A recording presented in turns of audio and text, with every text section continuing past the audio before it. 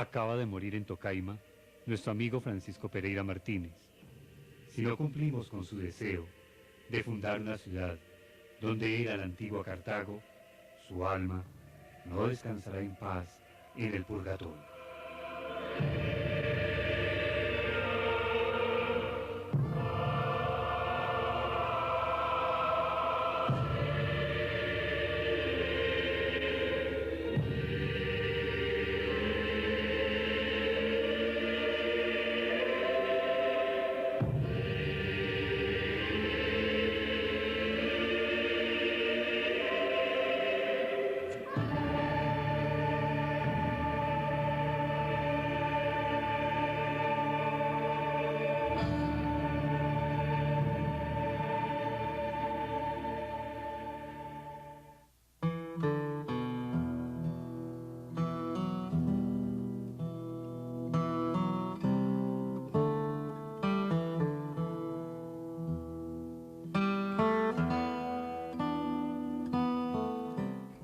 Yo me llamo Camila Ormaza de Gómez y soy nieta del fundador de Pereira.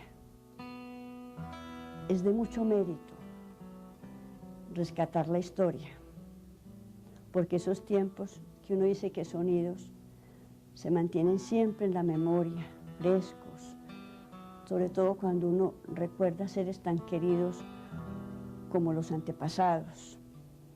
Y es el mayor orgullo y la mayor satisfacción poder contar esto, que conocí a mi abuelo, a pesar de que estaba muy niña, pero sí tuve la dicha de compartir con él unos momentos inolvidables.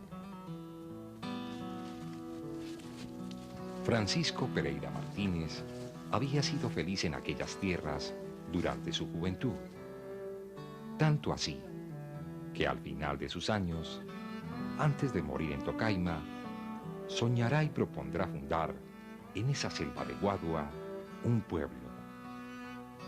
Este sueño, Pereira Martínez lo alimentó a lo largo del tiempo, hasta que a su muerte lo legó a un contemporáneo suyo, Remigio Antonio Cañarte y Figueroa. La fundación, emocionante como ninguna, porque murió Francisco Pereira y el padre Cañarte se sintió obligado a fundar la ciudad para darle gusto, porque este señor ha propuesto muchas veces y no se ha podido, y entonces dijo, ahora sí tenemos que ir ya que murió este señor. Y le dijo al sobrino de él, que era Félix de la Abadía, le dijo al padre Pinilla, le dijo a papá Jesucito y a otros, eran 7 los fundadores.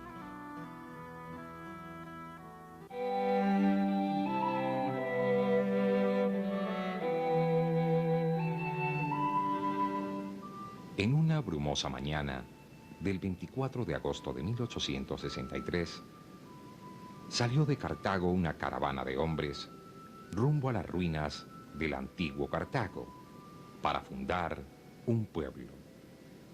La caravana era precedida por el venerable y anciano sacerdote Remigio Antonio Cañarte. Tras de él, marchaban envueltos en sus ruanas, con el fin de protegerse de la lluvia, don Félix de la Abadía, Sebastián Montaño, Jorge Martínez, el padre Francisco Pinilla, Elías Recio, Julián Caleño y el joven de 17 años, Jesús María Ormaza, entre otros. En esta revista del año de 1925, llamada Variedades, salió una entrevista que le hizo Emilio Correa Uribe a mi abuelito, y les voy a leer un trocito.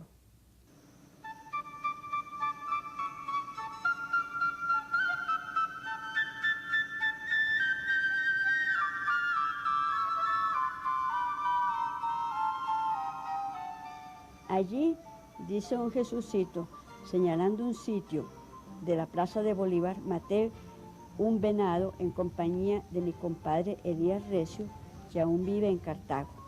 Éramos muy pocos los colonos y vivíamos en chozas humildes, techados en guadua o astillas de madera. El 24 de agosto de 1863 fue un día de gala para el incipiente rancherío.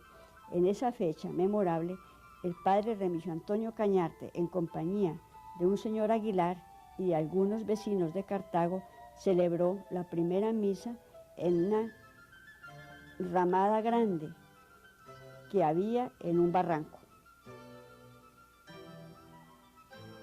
Por iniciativa del padre Cañarte y con el acuerdo de aquellos lugareños, se fijó para el 30 de agosto de 1863 la terminación de una pequeña capilla de guadua y paja, con el fin de celebrar la misa de fundación que sería apadrinada por don Félix de la Abadía y doña Petrona Pereira, y en la que estarían presentes 78 personas más, y algunos vecinos de una aldea en gestación llamada Condina, aldea que terminaría perdiéndose en el tiempo.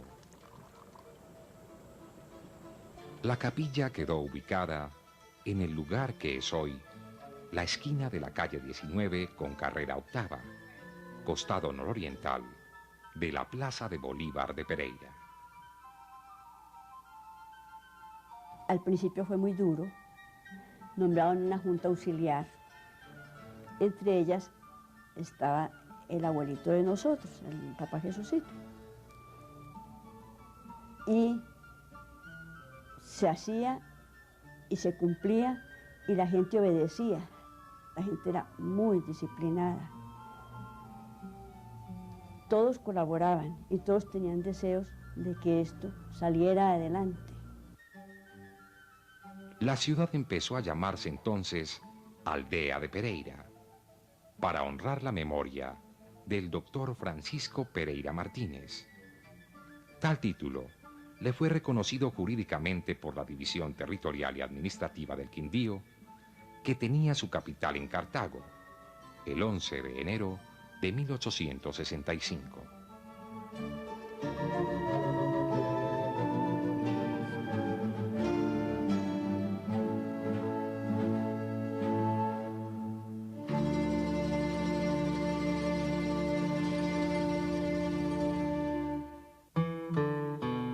Entre las personas más destacadas de aquella época se cuenta a Jesús María Ormaza, nacido en Cartago el 28 de diciembre de 1845.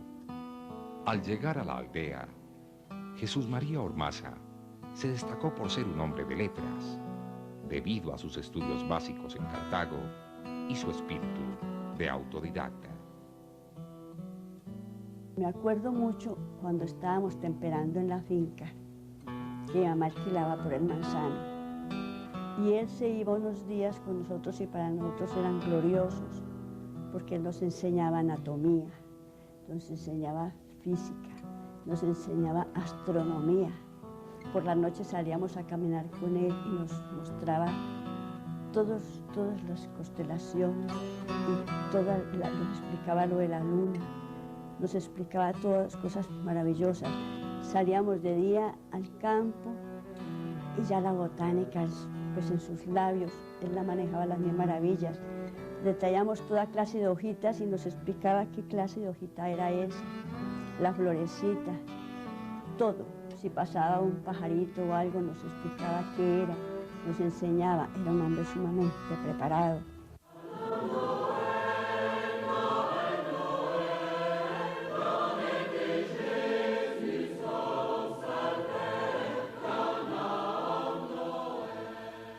Durante las batallas de la independencia, Remigio Antonio Cañarte y Figueroa desertó de las huestes españolas para incorporarse a los ejércitos republicanos. Había nacido en Cartago en marzo de 1790. De un carácter religiosamente férreo y creyente en las premoniciones y los presagios, se vio obligado moralmente a convencer a otros cartagüeños de que emprendieran el viaje de fundación a las antiguas ruinas de Cartago, para que así el alma de su amigo Pereira Martínez descansara en paz.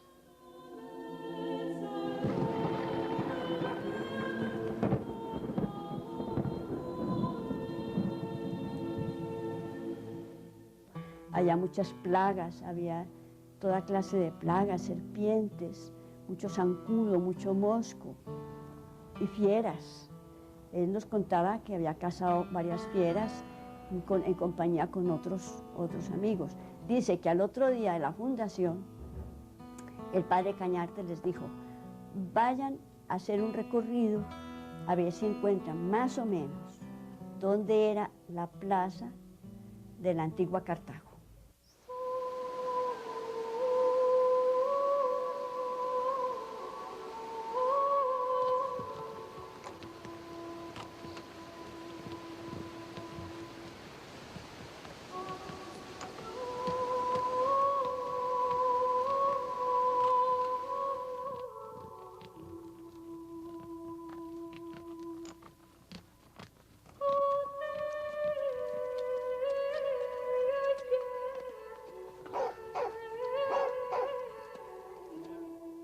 Esto marchaba muy bien, pero con el tiempo se dieron cuenta de que estaban muy estrechos.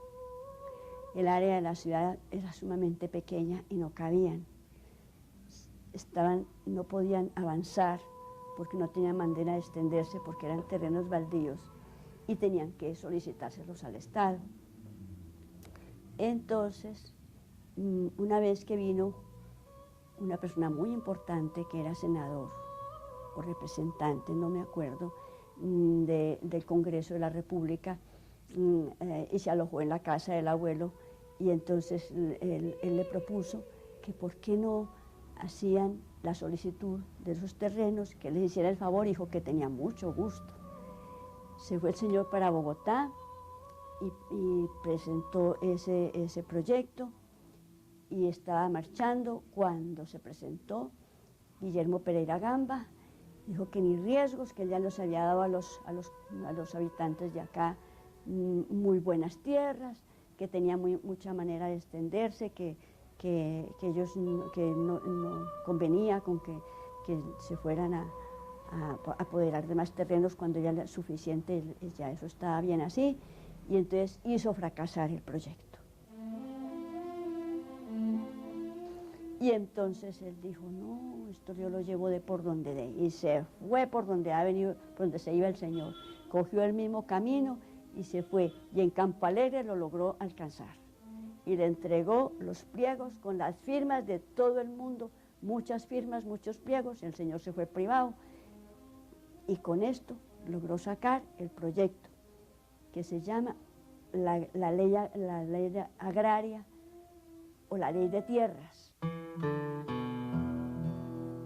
Entre las intenciones de don Francisco Pereira Martínez estaba la de valorizar sus tierras adquiridas en 1826. De allí que su hijo, Guillermo Pereira Gamba, heredero de estas, intervino ante el gobierno nacional en el año de 1870, pues los colonos que habitaban esta solicitaban la adjudicación de 12.000 hectáreas de tierra que consideraban baldías. Pereira Gamba decide desprenderse de la propiedad de sus tierras y la cede a los colonizadores en forma de pequeñas parcelas. El padre Remigio Antonio Cañarte y Figueroa, ese pastor de almas que a los 73 años llegó en silla de manos a fundar a Pereira, falleció en esta ciudad el 29 de octubre de 1878. En el mes de junio del año 2000, en los trabajos de reconstrucción de la iglesia catedral, en las columnas laterales de la nave izquierda, fueron encontrados sus restos conjuntamente con los de don Jesús María Ormaza Niño.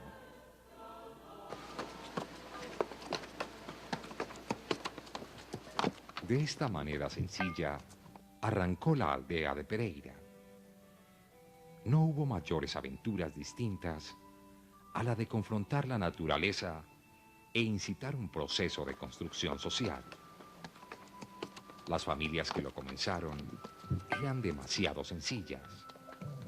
Campesinos antioqueños cuyo único capital era la fuerza de sus manos, así como hombres provenientes del Cauca, a los que se les encomendaba el ejercicio de los cargos de la administración pública.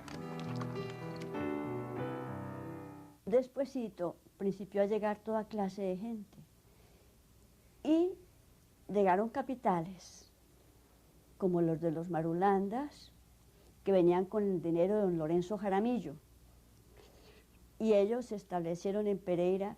No se establecieron en Pereira, sino que siguieron de paso, no les gustó el pueblito, siguieron de paso porque las familias las dejaron repartidas en el trayecto. Los primeros habitantes de aquel Pereira hicieron su desarrollo al margen de cualquier apoyo distinto del que les proveían su propio ánimo y enjundia. Ese rasgo de autonomía, de capacidad para imponerse a las adversidades del medio, tuvo allí la génesis en lo que sería la personalidad de los hombres y de las mujeres de Pereira.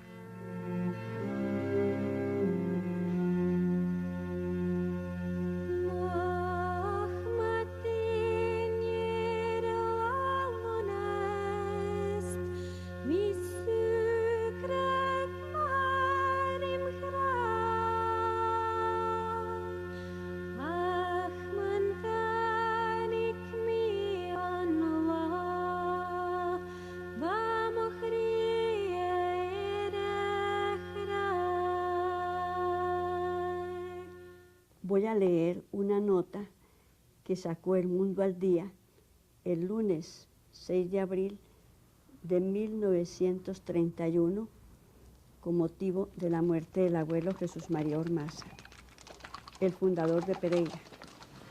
Debe ser muy satisfactorio para un hombre rendir la jornada de la vida a los 87 años, después de haber consagrado la existencia al trabajo y a la filantropía.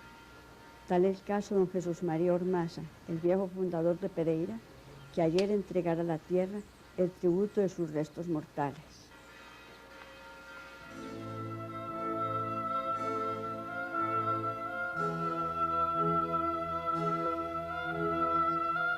¿Qué resta en la ciudad actual de aquella aldea pequeña y rústica?